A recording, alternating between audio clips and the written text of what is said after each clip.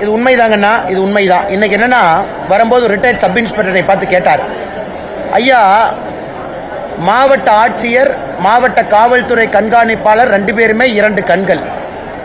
சட்டம் ஒழுங்கு ஆட்சியர் கையில இருக்கு, சட்டம் ஒழுங்கு காவல்துறை கண்காணிப்பாளர் கையில இருக்கு.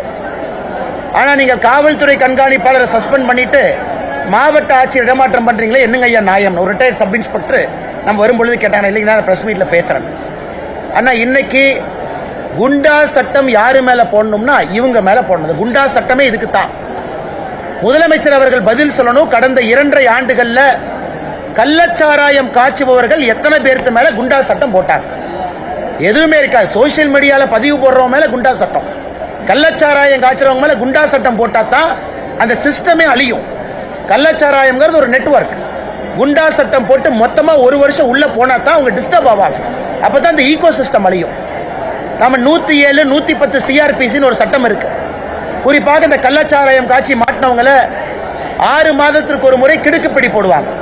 107, 110 சிஆர்பிசியில அவங்கள பவுண்ட் ஓவர் என்கிற சொற்றோட பயன்படுத்தி பவுண்ட் பண்ணி வைப்பாங்க, ஃபைன் போட்டு வைப்பாங்க. மாவட்ட ஆட்சியர் ஃபைன் போடுவாங்க, தாசில்தார் ஃபைன் போடுவாங்க. 1 லட்சம், 2 லட்சம், 5 லட்சம் கட்டுங்க. எத்தனை பேருக்கு மேல கள்ளக்குறிச்சியில போட்டிருக்காங்க?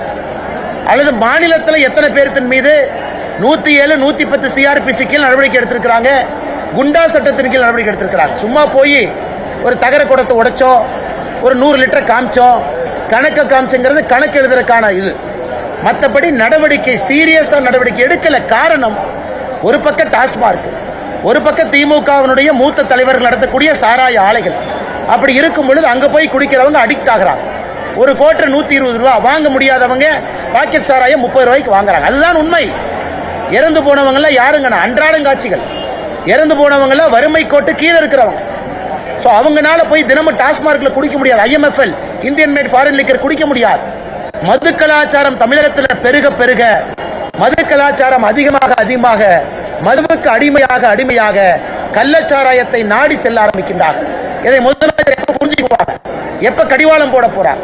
அதனால் இதெல்லாம் மக்கள் கேள்விகளா வைக்கிறாங்க. இன்னைக்கு நம்முடைய பத்திரிகை நண்பர் இன்னொரு கேள்வி கேட்டாங்க. இன்னைக்கு எங்களுடைய அரசியல் கட்சியினுடைய கடமை, தமிழகத்தில் சட்டம் ஒழுங்கு கெட்டு போயிருக்கு, கள்ளச்சாராயம் ஆறு போல் ஓடிக்கொண்டிருக்கிறது. நாளை மறுநாள் தமிழகத்தில் எல்லா மாவட்டத்தினுடைய நகரத்தில் பாரதிய ஜனதா கட்சி பொதுமக்களோடு ஒரு முதல் கட்ட கண்டன ஆர்ப்பாட்டத்தை நடத்திருக்கின்றோம். அதன் பிறகும் இந்த விழிக்கவில்லை என்றால் சென்னையில் இருக்கக்கூடிய கோட்டையை நோக்கி கூடிய பாரதிய ஜனதா கட்சி வருவார். ஆனா முதலமைச்சர் அதுக்குள்ள ஆக்கப்பூர்வமான தீர்வு கொடுக்கணும். நான் 1 மேன் கமிஷன் போட்டிருக்கிறேன், ஏத்துக்க முடியாதுங்கண்ணா. குறைந்தபட்சம் நாங்கள் கேட்பது அந்த அமைச்சருடைய ராஜினாமா. குறைந்தபட்சம் 1000 டாஸ்மாக் கடையை மூடுங்க. குறைந்தபட்சம் புது சாராய பாலிசி கொண்டு வாங்க. இத்தனை கடையை மூடுறோம், இத்தனை ப்ரொஹிபிஷன் கொண்டு வரோம். 3மே செய்யாம வெறும் அறிக்கை என்பது வெறும் பேப்பர். இது செய்யவில்லை என்றால் எங்களுடைய முதல் கட்ட போராட்டத்தை தொடர்ந்து தமிழகத்திலிருந்து எங்களுடைய தொண்டர்கள் அனைத்து இடத்திலும் இருந்து கோட்டையை நோக்கி நிச்சயமாக வருவார்கள். எந்த மாற்று கருத்தும் இல்லை.